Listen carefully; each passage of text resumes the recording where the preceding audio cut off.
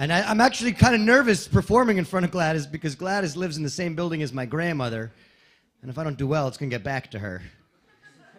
And, you know, my grandmother's 95, and she thinks I'm playing stadiums. So I need to let her know.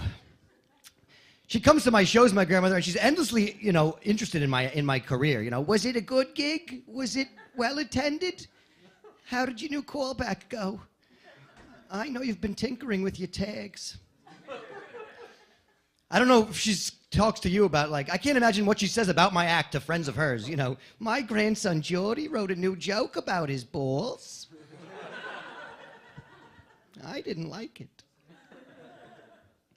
My grandmother, though, she is adorable. 95, my grandmother. She just turned 95. I don't know if you guys know this.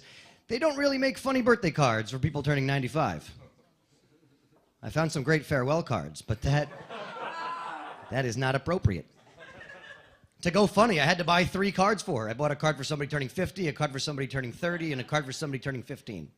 I stacked them. One inside the other. And then right at the bottom, $50 savings bond. Right? Happy birthday, Graham. Here's a little something guaranteed to mature faster than I have. My parents are great. My dad just turned 70. My dad might be the coolest 70-year-old that you will ever hang out with, as long as you don't hang out with him for too long. Because at 70 years old, he's a pretty cool guy. He owns a vaporizer. He drives a Vespa. Skis. Still works. Which is, you know, cool, because I don't. If you hang out with him for too long, he'll start to show his age. We were walking around not too long ago. He's like, oh, you know, Jordan, they sell dungarees right here. Don't you need a new pair of dungarees? I was like, what? Am I getting too big for these britches? What happened? I was going to get some pantaloons later. Yeah. My dad says things that he doesn't realize. Like, we were walking around Vermont once, unprompted. He goes, you know, I could live up here. I like to chop wood. Who says that? Somebody that doesn't spend any time chopping wood. Probably. That's why you can buy pre-chopped wood. Not exactly a hobby. My mother is a little crazy. My mother is one of those people, she's like the too much information lady. Like, you have to stop her from speaking, otherwise she will tell you her entire life story, followed by the phrase, don't ask. Like to strangers.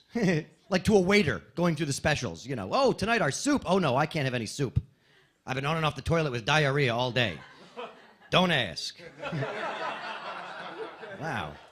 Good thing I didn't ask. I lived with my parents for a long time. People say I was there for too long, but I am out. I've been out for a number of years. I had to get out because when I started getting close to 30, I found out how much harder it is to lie to women to get them to come over. Just so you know, my roommates are a little older. One of them might tuck me in later. Don't even worry. She makes great pancakes in the morning. I hope you like bananas. So I live in Brooklyn now. I live in Brooklyn. I like it there. Although it's weird, the neighborhood I live in, 4 neighborhoods converge right where I live. So I don't even really know what the neighborhood is to tell people. It's either Prospect Park South or Ditmas Park or Northern Haiti. I'm not really sure. It's a very diverse black neighborhood. I was the only one affected by humidity over the summer. That's how I know. I am the whitest guy in the neighborhood. The next whitest person in the neighborhood is my girlfriend, and she is black. So, yes. That's right. Dating a black girl. We've been together for 3 years. My street cred is really on its way up. I don't know what you guys have heard. And I am the first Jewish guy she's dated, so she's been pretty happy with the store cred.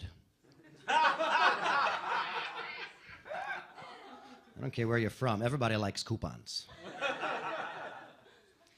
Interesting dating a black girl. I think anytime you date somebody that is from a totally different cultural background than you, you are going to learn stuff that you would have never have known.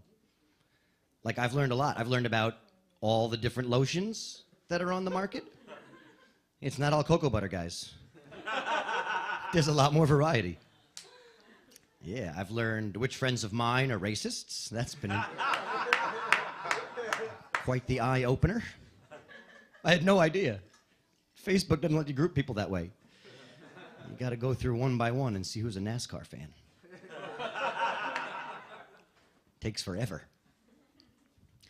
We, as I said, we've been together for our 3 years coming up, and it's getting serious at 3 years, I think, because it's no longer just friends and family asking when we're going to get married. Because in my 30s, you don't have to be dating anybody for friends and family to wonder when you're going to get married. I know it's just because they want the grandkids, you know, they want to have somebody else to pay attention to. My girlfriend kind of wants the babies too. I can tell because some of my friends who have babies, she gets excited to go over and visit them to hang out with the babies. I like to go hang out with my friend who I haven't seen in 6 years because they have a kid now. And it's disappointing, you know, I guess this will, some of my friends call me, as my friends are having babies, they call me to tell me that they're having babies, like I'm gonna care.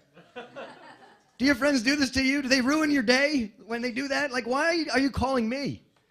I don't give, if you're calling me to tell me you're having a baby, that means I'm on a short list of people that has to buy something for that baby.